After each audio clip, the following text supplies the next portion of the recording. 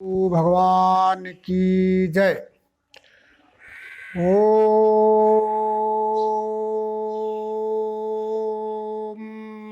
तत्सत। ओम नमामि सद्गुरु नित्यं अनादिवस्तु परब्रह्म ओंकारेश्वर भाषाय श्री मायानंदाय धर्मात्मने नमः।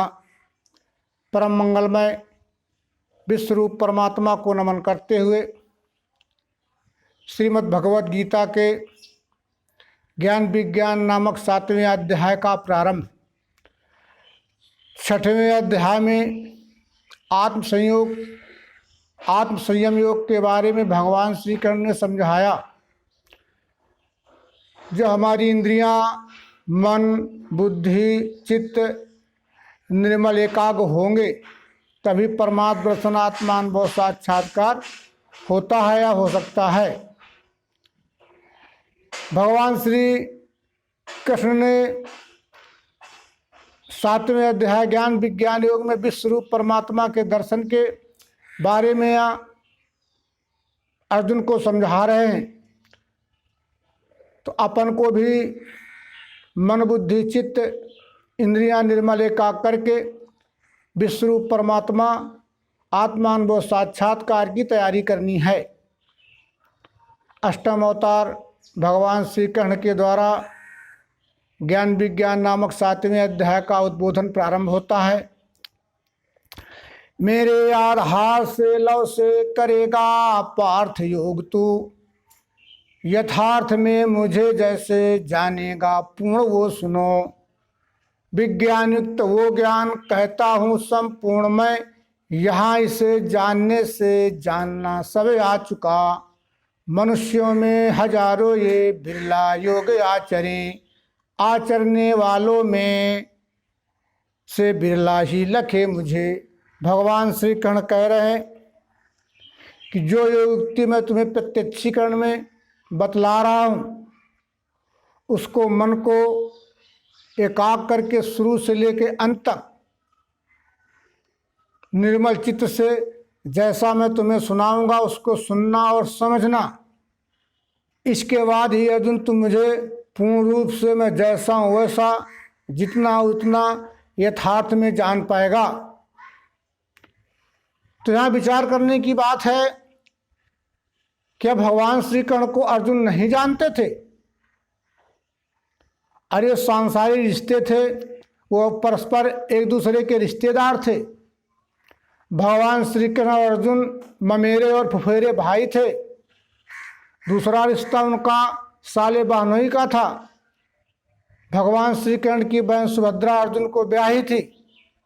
फिर भी भगवान श्री कृष्ण अर्जुन से कह रहे हैं कि तू मेरे को ठीक से तब जान पाएगा जब मैं तुम्हें विज्ञान योग की युक्ति बता रहा हूं। तो यहाँ विचार करने की बात है, भगवान श्री कृष्ण अर्जुन को विश्वरूप परमात्मा के दर्शन के पद में बैठ करके अपने अवतार विशेष भूति पद की पहचान करा रहे हैं। इसके बाद ज्ञान विज्ञान युक्त वो ज्ञान कहता हूँ संपूर्ण मैं, यहाँ इसे जानने से जानना सब आ चुका। विज्ञान युक्त वो ज्ञान अर्जुन मैं तुम्हें वो पूरा का पूरा बता रहा हूँ, समझा रहा हूँ, जिसको जानने के बाद कुछ जानना शेष नहीं रहेगा। इसलिए मन बुद्धि चित्त निर्मल एकाग्र करके इसको सुनना और अपने अंतःकरण में धारण करना। लेकिन अर्जुन ये दिव्य चक्षु योग विश्वरूप परमात्मा का दर्शन करने के लिए मनुष्य में कोई एकाध बिरला जानने का प्रयत्न, एकाध बिरला जानने की इच्छा करता है। उन हजारों हजार जानने की इच्छा करने वालों में कोई एकाध प्रयत्न करता है और उन हजारों हजार प्रयत्न करने वालों में कोई एकाध बिरला मुझ विश्वरूप परमात्मा को जान पाता है। तो यहाँ विचार करने की बात है, भगवान श्री कृष्ण अपने विराट देह का स्पष्टीकरण कर रहे हैं। पृथ्वी जल अग्नि वायु आकाश मन और धी अहंकार यही मेरे प्रकृति के अष्टांग हैं। अपराये परा मेरी जो सो प्रकृति अन्न है। जीव भूता महाबाहो धारे है सब विश्व वो। दोनों प्रकृति भूतों का उत्पत्ति स्थान जान तू। बनाता हूँ मेटता हूँ वो मैं अखिल विश्व को। पृथ्वी जल अग्नि वायु आकाश ये पंच महाभूतों का जितना भी आदि मध्यंतर चराचर सृष्टि का विस्तार है और सत रज तम 3 गुण उसमें सूक्ष्म क्रिया रूप में व्याप्त हैं। इन 8 अंगों की अखंड एक रूपता का ही नाम क्षर सगुण साकार स्वरूप है। ये मेरा विराट रूप है।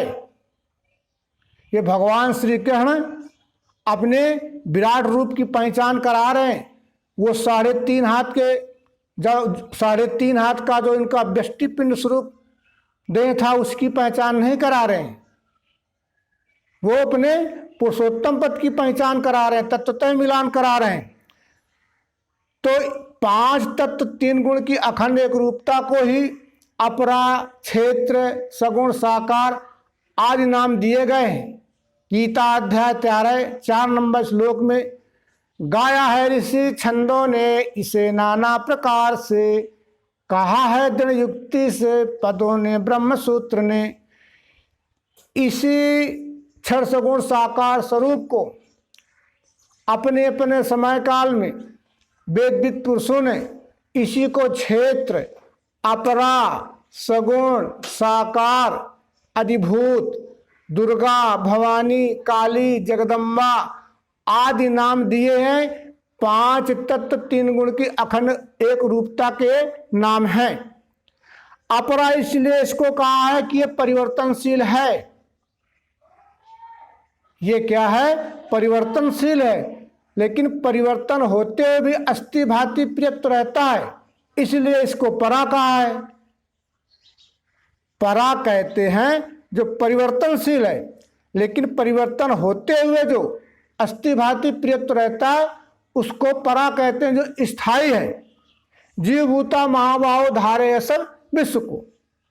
ये परा जो है अपरा को धारण किए हुए जिससे चराचर सृष्टि की उत्पत्ति स्थिति लय की लीला होती रहती है। तो जो कुछ भी इस चराचर सृष्टि में उद्भव हुआ है या इसमें रह रहा है या इसी में विलय हो रहा है, तो अपरा प्रकृति ही क्षर प्रकृति ही अपने 3 गुणों के माध्यम से रजोगुण से उद्भव करना, सतोगुण से पालन करना और तमोगुण से अपने में विलय कर लेना। अहिर्निश लीला अनादिकाल से चली आई है। कबीरदास जी ने भी यही बात कही है। अलख पुरुष ने किया विचारा, लख 84 धागा डाला, 5 तत्व की गुदड़ी बीनी, 3 गुणों से ठाढ़ी कीनी, तामे जीव ब्रह्म रुमाया, समर्थ ऐसा खेल बनाया। अलख पुरुष नाम विश्वरूप परमात्मा का है।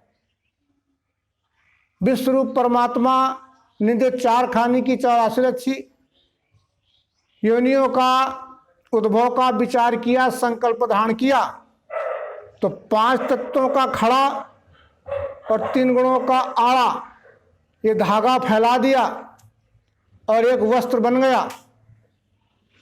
उसी में ये 4 खाने की 84 लाख योनियों का उद्भव हुआ। क्योंकि कबीरदास जी कपड़े का व्यवसाय करते थे, तो उन्होंने भी स्वरूप परमात्मा को यदि विचक्षु ज्ञान को कपड़े में घटाया, तो कपड़े नाना प्रकार के होते हैं, लेकिन सभी कपड़े सूत से ही बनते हैं। इसी प्रकार जीव नाना प्रकार के होते हैं, लेकिन सभी जीव माया से बनते हैं। तामे जीव ब्रह्म रुमाया, समर्थ ऐसा खेल बनाया। तो माया कहते क्षर को, अष्टधा प्रकृति को, जीव कहते हैं अक्षर आत्मा को, और ब्रह्म कहते हैं पुरुषोत्तम परमात्मा को। इसी में क्षर अक्षर पुरुषोत्तम की कल्पना की गई। वो भी स्वरूप परमात्मा अपनी प्रकृति के द्वारा चराचर सृष्टि की उद्भव, पालन और संहार किया करता है। विश्व में सब मैं ही हूं, दूसरा कुछ है नहीं। मेरे में सब हैं जैसे सूत में मठ सूत के। भगवान श्री कृष्ण अर्जुन से कह रहे हैं कि विश्व में अर्जुन सब मैं ही हूं तत्व रूप से, मैं ही सब में तत्व रूप से ओतप्रोत व्यापा हुआ हूं, भरा हुआ हूं। जैसे सूत होता है ना, तो सूत के धागे से हमने मनके बना लिए और सूत के धागे में पिरो दिए तो एक माला बन जाती है। तो न दिखने से सूत निराकार है और दिखने से मन का साकार है, लेकिन पूरा का पूरा वो सूत ही है, पूरा का पूरा वो सूत ही है, लेकिन जिस सूत में पिरोए गए वो नहीं दिख रहा इसलिए निराकार है, और जो मन का सूत से बने वो दिख रहे हैं वो साकार है। इस तरह से ओतप्पो सब में मैं तत्व रूप से व्यापा हुआ हूं अर्जुन। अब यहाँ जल में रस मैं ही हूँ, प्रभा हूँ सूर्य चंद्र की। वेदों में ओम शब्द खम में नरों का पुरुषार्थ मैं। सुगंध धरती में का अग्नि का मैं प्रकाश हूँ। जीवन में सब भूतों का तप मैं तपवान का। मैं ही सब भूतों का पार्थ बीज सनातन। बुद्धि में बुद्धिमानों की, तेज में तेजवान का। इच्छा प्रीति बिना जो वो बल मैं बलवान का। स्वधर्म युक्त जो इच्छा वह मैं पार्थ काम हूँ। भगवान श्री मायानंद चैतन्य जी ने जो चौथे पांचवें अध्याय में स्पष्टीकरण किया है, वही भगवत गीता के 7वें अध्याय के 8-9 नंबर श्लोकों में ये बात आई है। जल में रस मैं ही हूँ। ये जो जल है, तो ये जो बाल्टी में भरा हुआ जल है, ये तत्व नहीं है, ये पांचों तत्वों का कॉम्बिनेशन पदार्थ है। लेकिन जो जल का जो सूक्ष्म तत्व है, वो रस भाव से मैं इस पिंड से लेकर ब्रह्मांड में अटूट और अखंड भरा हूँ अर्जुन, चराचर सृष्टि योजना में लगा हूँ। जल की बनी हुई ज्ञानेंद्रिय जिह्वा के द्वारा जब हमने प्रयोग करके देखा, तो जो जल का गुण रस सूक्ष्म तन्मात्र है, तो इस पिंड से लेके ब्रह्मांड में जहां जहां हम जिह्वा लगाएंगे तो रस भाव से जल की अनुभूति हमें होगी। इसी तरह से जो अग्नि है, अग्नि का सूक्ष्म तत्व रूप है। अग्नि की बनी हुई क्रियाशील ज्ञानेंद्रिय के द्वारा जब हमने देखा, तो ये दिख रहा है। ये दिखना इस पिंड से लेकर ब्रह्मांड में अटूट और अखंड भरा हुआ है। ये अग्नि ही गुण रूप भाव से इस चराचर सृष्टि की रचना में वो तपपोत लगी हुई है, भरी हुई है। पृथ्वी का गुण गंध है। पृथ्वी की बनी हुई नासिका के द्वारा जब हमने इसको सूंघ के देखा, तो पृथ्वी अपने सूक्ष्म गुण गंध तन्मात्र के द्वारा इस पिंड से लेकर ब्रह्मांड में अटूट और अखंड भरी हुई है और चराचर सृष्टि रचना में वो लगी हुई है। वायु की क्रियाशील ज्ञानेंद्रिय हमारे पास त्वचा है। जब हमने इसको छू के देखा, तो जो वायु का गुण स्पर्श है, वो इस पिंड से लेकर ब्रह्मांड में स्पर्श भाव से अटूट और अखंड भरी हुई है। चराचर सृष्टि रचना में वो लगी हुई है। आकाश का गुण शब्द है। आकाश का गुण शब्द सूक्ष्म तन्मात्र है। जो हमने बजा करके देखा आकाश से बने हुए श्रोत के द्वारा, कान के द्वारा, तो इसमें भी शब्द हो रहा है। इसमें भी शब्द हो रहा है। जहां जहां बजा के देखेंगे आकाश तत्व शब्द भाव से संपूर्ण चराचर सृष्टि में वो लगा हुआ है। इस तरह से 5 तत्वों से बनी हुई 5 ज्ञानेंद्रियों के द्वारा इस पिंड से लेके ब्रह्मांड में और ब्रह्मांड से लेके पिंड में ये 5 तत्व शब्द स्पर्श और रूप गंध भाव से ओतप्रोत भरे हुए हैं। अब जहां तक पंच तत्वात्म का रचना है, उसके भीतर 3 गुण सूक्ष्म क्रिया शक्ति के रूप में व्याप्त हैं। और 5 तत्वों की बनी हमारे शरीर में जो ज्ञानेंद्रियां हैं, उनके भीतर मन व्याप्त है। विराट में पंच महाभूतों को चलाने वाले 3 गुण हैं, और इस पिंड स्वरूप शरीर में 5 तत्वों से बनी ज्ञानेंद्रियों को चलाने वाला मन है। गीता अध्याय 18 40 नंबर श्लोक में भगवान श्री कृष्ण कह रहे हैं अर्जुन से, प्रकृति से होने वाले गुणों से 3 मुक्त हैं। ऐसी वस्तु धरती में, सुरों में, स्वर्ग में नहीं जहां ये 3 गुण अर्जुन न हो। तो हम गुणों को प्रयोग करके देखते हैं तो भिन्न भिन्न पदार्थों के साथ जब हम भिन्न भिन्न क्रिया संग करते हैं तो भिन्नता में हमें 3 ही गुण दिखते हैं। ये साकर नामक पदार्थ है, इसको हमने घी के साथ मिलाया और रख दिया तो गुण का पता नहीं चलेगा, क्योंकि वो गुणों को देखने वाला हमारे भीतर मन है। तो जब इसको हम खाएंगे तो खाने में अच्छा और परिणाम में तुष्टि पुष्टि शांति बलवर्धक की अनुभूति मन पर हुई। तो जिस वस्तु का संग करते समय अच्छा और परिणाम में भी अच्छे की अनुभूति मन पर आती तो वेद विद पुरुषों ने उसको सतोगुण कहा है। अब इसी साकर नामक पदार्थ का हम प्रयोग फिर बदलते हैं, इसको घोल करके शरबत बना के रख दिया, गुण का पता नहीं चलेगा। हम प्यासे हैं, 1-2 गिलास पिया, पीने से प्यास नहीं बुझी। हम 3-4 गिलास पी गए तो पीने में तो बहुत अच्छा लगा, लेकिन जैसे वो पेट में गया तो गुणों के संघर्षण में ये जो शक्कर होती है इसका गुण उष्ण होता है, गर्म होता है। तो जैसे पेट में गुणों में संघर्षण हुआ तो शक्कर की गर्मी के द्वारा जो जल था वो वाष्पित होकर के ऊपर की ओर चला, हमें छींकें आने लगी, गले में खराश होने लगी, जुखाम हो गया। तो जिस वस्तु का संग करते समय अच्छा और परिणाम में मन पर दुख की अनुभूति होती है, वेद विद पुरुषों ने उसको रजोगुण कहा है। अब इसी साकर नामक पदार्थ का फिर हम प्रयोग बदलते हैं। ये कठोर है, इसको हमने खाना चबाना चालू किया तो दांतों में टक्कर लगी, मसूड़े छिल गए, मसूड़ों से खून आने लगा और हम ज़्यादा 100-150 ग्राम खा गए तो पेट में जाते ही शक्कर का गुण उष्ण होने के कारण जो हमारे आंतों में जल था, तलड़ता थी, उसने जाके इसको सोख लिया और हमारे शरीर में गर्मी बढ़ गई, जी मिचलाने लगा, जोड़ों में दर्द होने लगा, बीपी बढ़ गया, आदि आदि दुखदायी अनुभूति मन पर हुई। तो जिस वस्तु का संग करते समय बुरा और परिणाम में बुरे की अनुभूति मन पर आती है तो वेद विद पुरुषों ने उसको तमोगुण कहा है। इस तरह से 5 तत्व 3 गुण की जो अखंड एक रूपता है, इसी का नाम दुर्गा है, इसी का नाम भवानी है, इसी का नाम क्षर है, इसी का नाम सगुण है, इसी का नाम साकार है, क्षेत्र है, अपरा, ये नाम दिए गए हैं। दुर्गा की पहचान आई सप्तशती में। मार्कांडेय पुराण के अंतर्गत दुर्गा सप्तशती नामक एक अध्याय है। उस अध्याय के कवच नंबर 38 मूर्त रहे 26 में बात आई है, दुर्गा की पहचान कराई गई है, जो अभी गीता में सर्वांग देव के द्वारा मिलान हुआ। रसे रूपे च गंधे च शब्दे स्पर्शे च योगिनी सत्वम रजस्तमश्चैव रक्षेण नारायणी सदा।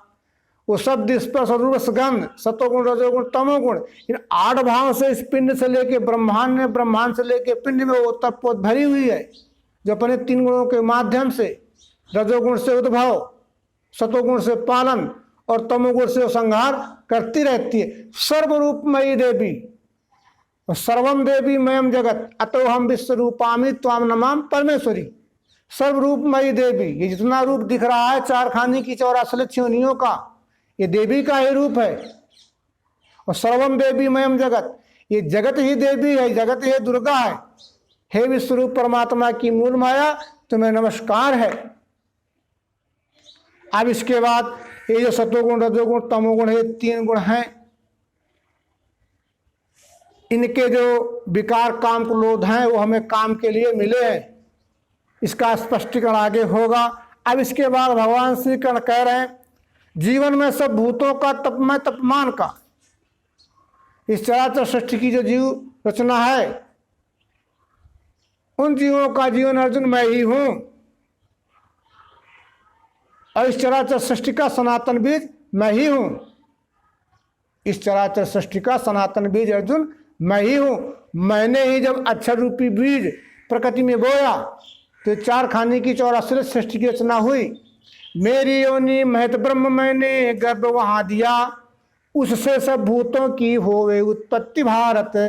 सब योनिन में कौनते उत्पन्न होवे मूर्ति जो, उनका स्थान महत ब्रह्म बीज दाता पिता हूँ मैं। ये 14वें अध्याय में स्पष्ट किया है।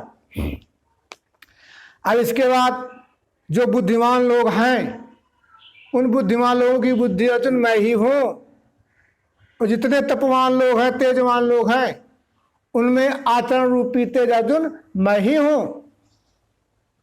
इच्छा प्रीति बिना जो वो बल में बलवान का, और सुधर्म युक्त जो इच्छा वो मैं पार्थ काम हूं। जो व्यष्टि सुख की इच्छा नहीं करता, समष्टि सुख के लिए जो बल का प्रयोग करता है अर्जुन, वो बल मैं ही हूं। और जो सुधर्म की इच्छा है, जो लोक कल्याण के द्वारा, अपने सुधर्म के द्वारा भी स्वरूप परमात्मा की सेवा करता है, वो इच्छा काम मैं ही हूं। जो व्यक्तिगत अपने सुख के लिए बल का प्रयोग करता है, इच्छा करता है, वो बल मैं इच्छा नहीं हूं। जो लोकहित के लिए कर्म करता है, वो इच्छा, वो बल अर्जुन मैं ही हूं।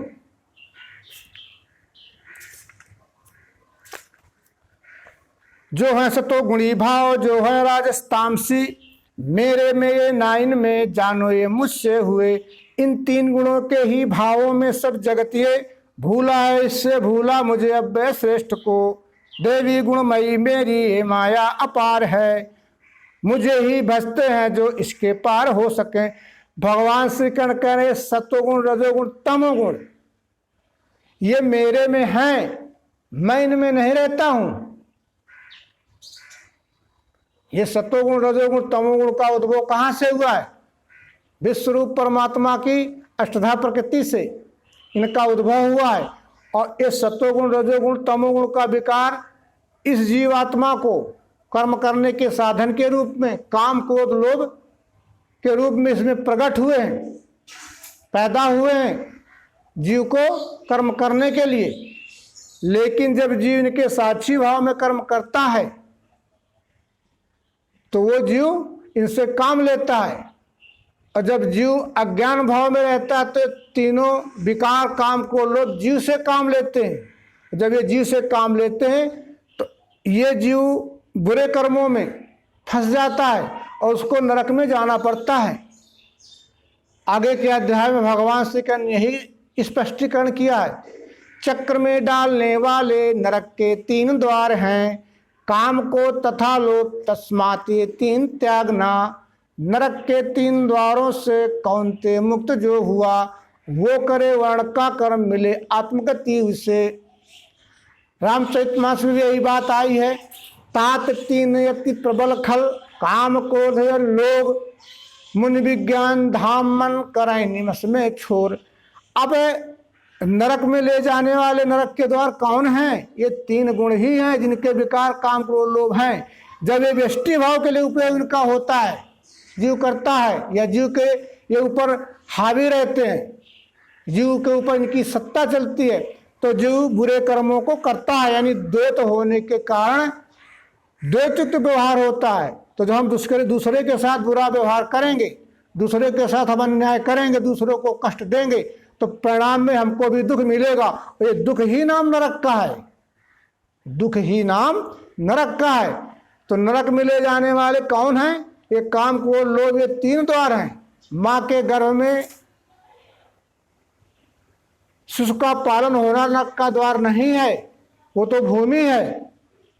लेकिन जब ये जीवात्मा काम, क्रोध, लोभ के भ्रम में फंस जाता है और ये हमसे मनमानी करवा लेते हैं, बुरा करवा लेते हैं, तब ये जीवात्मा नरक में यानी दुख में जाना पड़ता है। दैवी गुणमयी मेरी ये माया अपार है। ये गुणमयी मेरी माया अपार है। जो विश्वरूप परमात्मा को जान करके ईमानदारी के साथ जब विश्वरूप परमात्मा की सेवा करते हैं, तब वो इसके पार हो सकते हैं, हो जाते हैं। डका है ज्ञान माया से, आसुरी वृत्ति हो चुकी। नराधम दुराचारी मूढ़ मुझको नहीं भजे। मुझको बचते हैंगे भरतश्रेष्ठ पुण्यवान। ज्ञानी जिज्ञासु अर्थार्थी अर्थ 4 प्रकार से। इनमें ज्ञानी नित्ययुक्त एकनिष्ठ विशेष है। ज्ञानी को प्रिय मैं ही हूँ, मेरे को प्रिय है वही। ये सब श्रेष्ठ हैं, इनमें ज्ञानी मेरा स्वरूप है। मेरे में मिलके भी वो ध्यान से मुझको भजे। भगवान श्री कृष्ण कह रहे हैं जिनका ज्ञान अज्ञान रूपी माया से, अविद्या रूपी माया से ढक गया है और उनकी वृत्ति आसुरी हो चुकी है। वो नराधम दुराचारी मुझ विश्वरूप परमात्मा को न जानते हैं, न विश्वरूप परमात्मा की सेवा ईमानदारी के साथ करते हैं। इसलिए अर्जुन अविद्या रूपी माया से विद्या रूपी माया में आकर के, ज्ञान में आकर के और राग द्वेष छोड़ करके विश्वरूप परमात्मा को तत्दर्शी सतगुरु के द्वारा जान पहचान करके और अपने चातुर्वर्ण धर्म के द्वारा विश्वरूप परमात्मा की सेवा में लगो। यह जो लग जाता है वो अर्जुन मेरे को प्रिय है या मेरा भजन करता है। लेकिन अर्जुन मुझको भजते रहेंगे भरत श्रेष्ठ पुण्यवान, ज्ञानी जिज्ञासु अर्थार्थी 4 प्रकार से। लेकिन मुझको 4 प्रकार के भक्त हैं, वो 4 प्रकार के भक्त अपने अपने गुणानुसार मेरा भजन करते हैं, मेरी सेवा पूजा पाठ आदि करते हैं। तो भक्त कौन है? ज्ञानी जिज्ञासु अर्थार्थी आर्त, ये 4 प्रकार के भक्त हैं। तो आर्त भक्त किसे कहते हैं? कि उसके स्वयं किए हुए बुरे कर्मों के परिणाम स्वरूप जो इस जन्म में दुख आता है, वो उस दुख की निवृत्ति के लिए नाना प्रकार की पूजा पाठ, नाना प्रकार के कर्म कांड, नाना प्रकार के अनुष्ठान करते हैं कि इन दुखों से हम बच जाएं, कि हमारे दुख खत्म हो जाएं। और जो अर्थार्थी भक्त होता है तो और आ जाए, नाना प्रकार की सुख समृद्धि, नाना प्रकार का धन, नाना प्रकार के अमुक पदार्थ वो हमें मिल जाएं, उसकी प्राप्ति के लिए यानी स्वार्थ सिद्धि के लिए नाना प्रकार के देवी देवताओं की पूजा करना, यज्ञ उपवास व्रत करना, कर्मकांड करना, वो इनमें फंसा रहता है। लेकिन जो जिज्ञासु होता है वो परोक्ष ज्ञान की सीमा, अंतिम सीमा में पहुंच जाता है।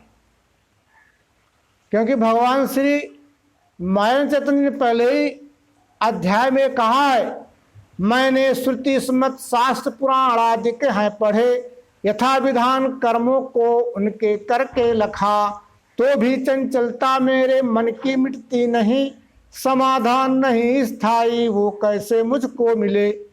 यानी परोक्ष ज्ञान की संपूर्ण भूमिका के अंतिम सीमा में पहुंच जाता है। सिर्फ उसको परमात्मा दर्शन आत्मानुभव साक्षात्कार की इच्छा होती है। लेकिन जिज्ञासु को यदि तत्दर्शी सद्गुरु नहीं मिला तो वो मतपंथ संप्रदाय में भटक सकता है। लेकिन जैसे उसको तत्दर्शी सद्गुरु मिलता है वैसे उसको विश्वरूप परमात्मा का ज्ञान होता है, तो विश्वरूप परमात्मा की जान पहचान कर लेता है। वो जो है जिज्ञासु भक्त है। अब इसके बाद जिज्ञासु और तीव्र जिज्ञासु, जिज्ञासु भक्त भटक सकता है, लेकिन जो तीव्र जिज्ञासु है तो वो भटकता नहीं है, उसको परमात्म अनुभूति तुरंत होती, उसमें जाचक बुद्धि आ जाती है। अब इसके बाद ज्ञानी भक्त वो जो विश्वरूप परमात्मा को जान करके और विश्वरूप परमात्मा की सेवा अपने स्वकर्म के द्वारा करने लगता है। तो भगवान श्री कृष्ण यही कह रहे हैं, इनमें ज्ञानी नित्युक्त एकनिष्ठ विशेष है। ये भक्त 4 प्रकार के हैं, लेकिन 4 भक्तों में जो ज्ञानी भक्त है वो एकनिष्ठ है। विश्वरूप परमात्मा को जान करके वो विश्वरूप परमात्मा की ईमानदारी के साथ सेवा करता है, तो वो मेरे को प्रिय, उसको मैं प्रिय हूँ। क्यों? कैसे? कि जो ज्ञान विज्ञान के द्वारा जिसको विश्वरूप परमात्मा का दर्शन हो गया है, विश्वरूप परमात्मा की जान पहचान हो गई, उसका समाधान हो गया है, तो प्राणी मात्र के साथ प्रेम में सुख में व्यवहार करता है, क्योंकि वो जानता है यही विश्वरूप परमात्मा है। तो जो प्राणी मात्र होता है वो उसके साथ भी प्रेम में सेवा में व्यवहार करते हैं। तो इसलिए परस्पर दोनों एक दूसरे को प्रिय होते हैं। ये सब श्रेष्ठ है, इनमें ज्ञानी मेरा स्वरूप है, मेरे में मिलके भी वो ध्यान से मुझको भजे। ये सब श्रेष्ठ हैं, ये कोई बुरे नहीं है, क्योंकि अपने अपने गुणानुसार सेवा भक्ति कर रहे हैं। लेकिन ज्ञानी तो मेरा ही स्वरूप है, ब्रह्मविद ब्रह्मैवत, विश्वरूप परमात्मा को जान लेने वाला विश्वरूप ही हो जाता है, कि उसका द्वैत भ्रम निरसन हो जाता है। कि जैसा भगवान श्री कृष्ण ने पीछे कहा है कि विश्व में सब मैं ही हूँ, दूसरा कुछ है नहीं। मेरे में सब हैं जैसे सूत में मणि, सूत के किस दृष्टि से कह रहे हैं? वो तत्व दृष्टि से कह रहे हैं कि तत्वों का ये पिंड बना है, वो तत्वों का ये ब्रह्मांड बना है, जो सब तत्व ही तत्व हैं। तो जान गया, वो जब जान गया तो परमात्मा स्वरूप तो है। मेरे मिलके भी वे ध्यान से मुझको भजे, मेरे मिलके भी स्वरूप परमात्मा को जान करके वो प्रेम में सेवा में व्यवहार करते हैं। अब इसके बाद क्या भगवान श्री कृष्ण कह रहे हैं? ज्ञानी अनेक जन्मों के यत्न से मुझको भजे, वासुदेव विश्व ही है सो महात्मा क्वचित कहीं। अनेक कामना वाले मूर्ख अपने स्वभाव से पूजे अनेक देवों को उनके नेम आचरें। जो जो भक्त तनु जो जो श्रद्धा से पूजने चाहे, उनकी उसकी उसकी वही श्रद्धा करता हूँ दृढ़ मैं वहाँ। वो उस श्रद्धा से युक्त किसकी आराधना करे, वहाँ से फल पाता है जो मैंने आदि में रचा। भगवान श्री कृष्ण कह रहे हैं, ज्ञान में अनेक जन्म लेने के बाद जब ज्ञान का विज्ञान होता है तो अपने से दिखने वाला ये विश्व का रूप ही विश्वरूप परमात्मा है, उसको दर्शन होता है, उसका समाधान होता है। तो विश्वरूप परमात्मा का एक नाम वासुदेव है, जो सब में वास करता है और जो सब में वास करता है और सबको अपने में वास कराता है। जो ऐसा जान लेता है वो महात्मा क्वचित दुर्लभ है। तो अब महात्मा किसे कहते हैं? भगवत गीता में महात्मा किसे भगवान श्री कृष्ण ने कहा है? ये बौद्धिक उत्क्रांति की 7 भूमिकाएं होती हैं। ऋषि मुनि देवर्षि महर्षि ब्रह्म ऋषि विभूति संत। जब तत्वदर्शी सदगुरु के द्वारा जीव को विश्वरूप परमात्मा निस्वरूप का बोध होता है तो पहली भूमिका उसकी ऋषि है, फिर उत्क्रांत स्वरूप। ये 7 भूमिकाएं होती हैं। 7वीं भूमिका पर बैठे व्यक्ति का नाम संत है। उस संत को महात्मा कहते हैं, क्योंकि अस्ति ब्रह्मेति संत में नम तत्वविदु। जो है यही ब्रह्म है, जो है यही ब्रह्म है, संत जानता और जनाता है और अपने स्वकर्म के द्वारा प्रत्यक्ष दिखने वाले विश्वरूप परमात्मा की सेवा करता है। इसका विशेष स्पष्टीकरण भगवान ने जो श्रीमद् भगवत गीता उपनिषद की रचना की है उसमें टीप में देखना, वो 35 नंबर की टीप है 7वें अध्याय में, उसमें विस्तार से भगवान ने इसका स्पष्टीकरण किया है। गीता में महात्मा शब्द की व्याख्या आगे और आई है 8वें अध्याय के 15 नंबर श्लोक में, 9वें अध्याय के 13 नंबर श्लोक में और 18वें अध्याय के 74 नंबर श्लोक में महात्मा की पुनर्व्यक्ति आई है। मुझे प्राप्त किए पीछे महात्मा श्रेष्ठ सिद्धवान, विनाशी दुख का स्थान पुनर्जन्म नहीं लखे। दैवी स्वभाव वाले जो महात्मा पार्थ वे मुझे, अनन्य भाव से सेवे आदि अव्यय जान के। ये पूर्व में विश्वरूप परमात्मा को जान करके महात्मा लोग अपने अपने स्वकर्म के द्वारा विश्वरूप परमात्मा की सेवा करते हुए अपने जीवन की जो परम सिद्धि होती है उस सुख शांति को प्राप्त कर गए। अर्जुन ऐसा तुम भी करो। अब अर्जुन को महात्मा की उपाधि कम मिली है। जब अर्जुन को विश्वरूप परमात्मा का दर्शन हो गया और अपने स्वकर्म में खड़ा हो गया, तब संजय ने अर्जुन को महात्मा कहा है। गीता अध्याय 18-74 नंबर श्लोक अपन मिलान करके देखें। ऐसे पार्थ महात्मा का भगवान वासुदेव का सुना संवाद ये मैंने अद्भुत रो में हर्ष का। ऐसे पार्थ महात्मा का महात्मा बन गया अर्जुन। क्यों? कि भगवान श्री कृष्ण जी के द्वारा विश्वरूप परमात्मा का दर्शन होने के पश्चात उसने अपने चातुर्वर्ण्य धर्म के अंतर्गत छात्र धर्म का पालन करने के लिए खड़ा हो गया, छात्र धर्म का पालन किया, महात्मा बन गया। तो महात्मा किसी भेष का नाम नहीं है, ये वैदिक शब्द हैं। साधु महात्मा ये सब वैदिक शब्द हैं। अब अनेक कामना वाले मूर्ख अपने स्वभाव से पूजे अनेक देवों को उनके नेम आचरें। अब भगवान श्री कृष्ण एक बात यहाँ कह रहे हैं कि मन में नाना प्रकार की कामना रख ली, वो मूर्ख हैं और अपनी कामना पूर्ति के लिए व्यष्टि सुख शांति के लिए और नाना प्रकार की देवी देवताओं की मनमानी व्यक्ति से पूजा करते हैं, और जैसा जिसको बता दिया वो अपनी मर्जी के नियम आचरण भी करते हैं।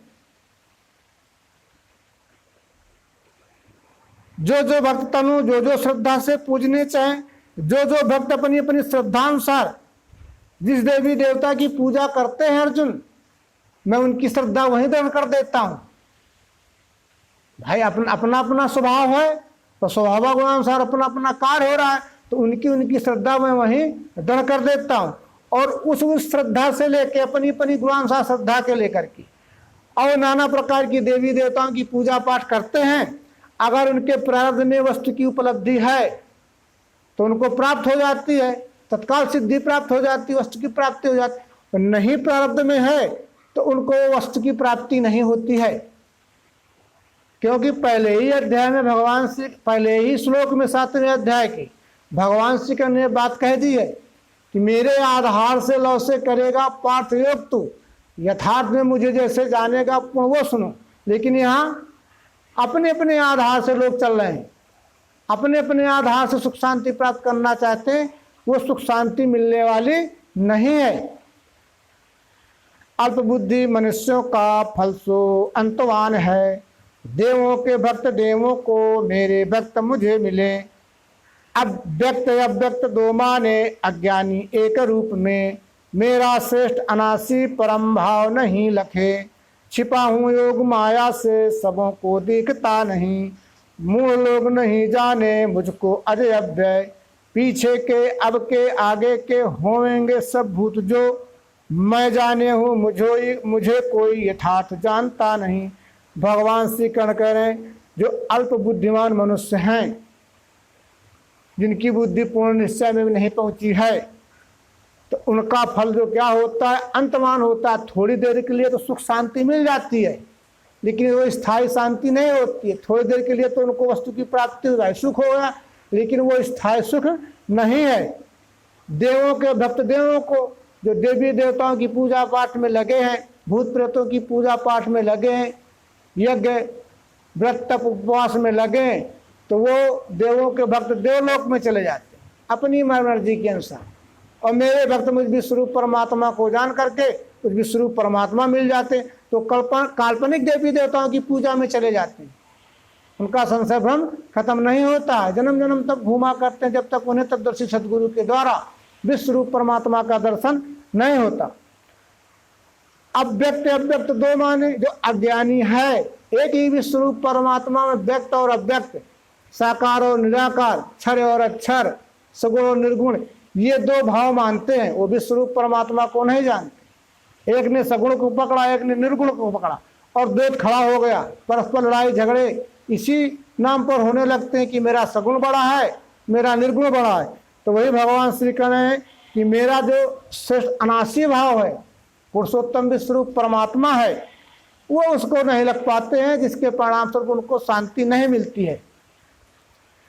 छिपा हुआ योग माया से विश्वरूप परमात्मा को क्षर अक्षर ने, सगुण निर्गुण ने ढक लिया है। जो जीव की बुद्धि है वो क्षर अक्षर सगुण निर्गुण में, साकार निराकार में फंस गई है, और विश्वरूप परमात्मा को वो नहीं जानते हैं। वो मोह लोग नहीं जाने मुझे को अजय। वो जहाँ सगुण निर्गुण दोनों भाव का विलय रहता है, उसको पुरुषोत्तम विश्वरूप परमात्मा कहते हैं। वो उसको नहीं जानते हैं। पीछे के जो हो गए, अब के जो हैं, जो आगे होंगे अर्जुन, उनको सब मैं जानता हूँ, लेकिन कोई मुझको यथार्थ में नहीं जानता है, क्योंकि विश्वरूप परमात्मा यानी मैं पहले भी था, पहले था तभी तो आज हैं, और आज हैं तो आगे भी रहेंगे। ये विज्ञान योग के द्वारा मनुष्य को समझ में आता है, जीव को समझ में आता है। इसके पहले बात समझ में आने वाली नहीं है, तभी वो संशय भ्रम से मुक्त हो सकता है, क्योंकि हम अखंड मंडलाकार गति में घूम रहे हैं। ये पुनर्जन्म की ये सिद्धि है। ये पुनर्जन्म की क्या है? ये सिद्धि है। भाई ये शरीर पहले था तभी तो है, और है तो आगे रहेगा। अर्जुन ये मैं जानता हूँ, ये दिव्य चक्षु योग के द्वारा, बुद्धि योग के द्वारा दिखता है, अनुभव में आता है, समाधान होता है। इच्छा द्वेष से उपजे द्वंद्वों के पातमों से उत्पत्ति काल में सर्वभूत ये भ्रम में फंसे, जिनके पुण्य कर्मों के योग से पाप धो चुके, दोनों का भ्रम त्यागी वे निश्चय मुझको भजें, जो मेरे ही सहारे से करे है यत्न मुक्ति का, वो ब्रह्म जानते हैं अध्यात्म सब कर्म भी, अधिभूत दैव यज्ञ जाने इनसे जो मुझे, प्रयाण काल में भी वे शांत चित्त मुझे लखें। भगवान श्री कृष्ण यहाँ कह रहे हैं कि जन्म से ही जीव राग द्वेष भ्रम लेके आता है, और राग द्वेष भ्रम लेने के कारण वो अपने को नहीं जानता है। तो जब वो अनेक जन्मों तक लोक कल्याण के पुण्य कर्म करता है, जन सेवा के कर्म करता है, तब उसके बाद उसका राग द्वेष भ्रम निरसन होता है, उसका अज्ञान भ्रम निरसन होता है। वो अविद्या से विद्या की ओर आता है, वो अपने स्वरूप को जान करके जिसके साथ वैर भाव का व्यवहार करता है उसी के साथ प्रेम में व्यवहार करने लग जाता है। तो ये जन्म से सब जीव अज्ञान भ्रम में ही फंसे रहते हैं, लेकिन सदगुरु के द्वारा जैसे ही बोध होता है तो अज्ञान से वो ज्ञान के बाद विज्ञान में आते हैं।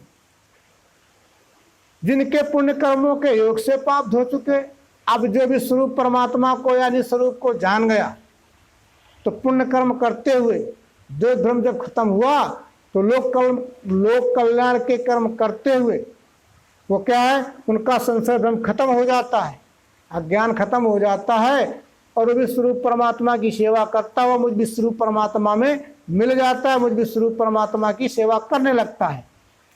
जो मेरे ही सहारे से करे अपनी मुक्ति का, मेरे सहारे से मेरे द्वारा बताए गए दिव्य चक्षु योग के द्वारा विज्ञान योग का आश्रय लेकर के जो मुक्ति का प्रयत्न करते हैं। मुक्ति यानी क्या? जब तक जीव अज्ञान भ्रम में फंसा रहता है तो उसकी बुद्धि नाना प्रकार के विकारों में जाती है, अमुक देवी देवताओं की पूजा पाठ में जाती है, नाना प्रकार के कर्म कांडों में जाती है, नाना प्रकार के यज्ञों में जाती है, तीर्थ यात्रा वगैरह में जाती है। तो जिसको मुझ विश्वरूप परमात्मा का ज्ञान हो गया है तो संशय भ्रम से मुक्त हो जाते हैं। अज्ञान भ्रम का निरसन हो जाना, समाप्त हो जाना ही मुक्ति है।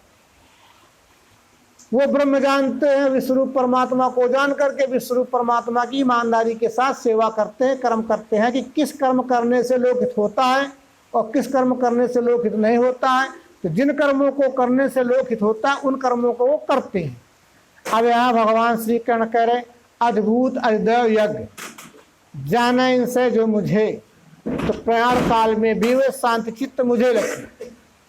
अधिभूत कहते हैं 5 तत्व 3 गुण की अखंड एक रूपता का नाम अधिभूत है। क्षर है, साकार है, क्षेत्र है, अपरा है, दुर्गा है।